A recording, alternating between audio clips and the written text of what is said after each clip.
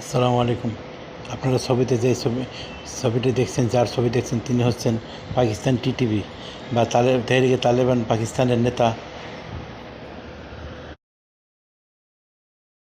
নুরওয়ালি মাসুদ।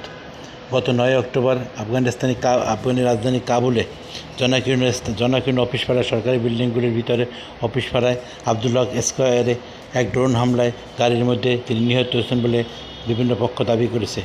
এ সংক্রান্ত বিভিন্ন পত্রিকায় রিপোর্ট আসলো। ডিপ্লোম্যাট পত্রিকার রিপোর্টটি অনেক সুন্দর গোছানো, তাই এই রিপোর্টের একটা অংশ আপনাদের জন্য দেওয়া হলো। অনেকে তাকে চিনেন না, কিন্তু তাকে জানেন, তার খবর অনেকেই পড়েন। পাকিস্তান টালমাটাল অবস্থা যে তেহরিকে টিটিভির কারণে, সেই দলের নেতা তিনি, এবং পাকিস্তানের রাজনীতির মধ্যে এখন তার ভূমিকা এবং তার প্রভাব অত্যন্ত বেশি। তাকে পাকিস্তান হত্যা করেছে। যদি কাসিম সুলেমান স্টাইলে তাকে হত্যা করা হয়ে থাকে, তাহলে এর প্রভাব পাকিস্তান রাজধানীর সুদূর প্রসারী, কারণ এই সংগঠনটি কখনোই প্রতিশোধ ছাড়া ছেড়ে দেয় না।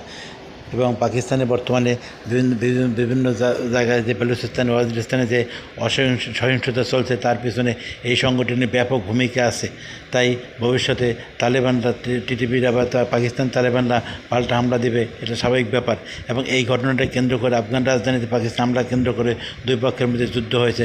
যদিও এটা পাকিস্তানের একটা অদ্ভুত হিসাবে খাড়া করেছে যুদ্ধ সৃষ্টি করার জন্য, কিন্তু আপাতত যুদ্ধ এটাকে নিয়ে শুরু হয়েছে। তাই আমরা পরবর্তীকালে অনেক কিছু দেখতে পাবো।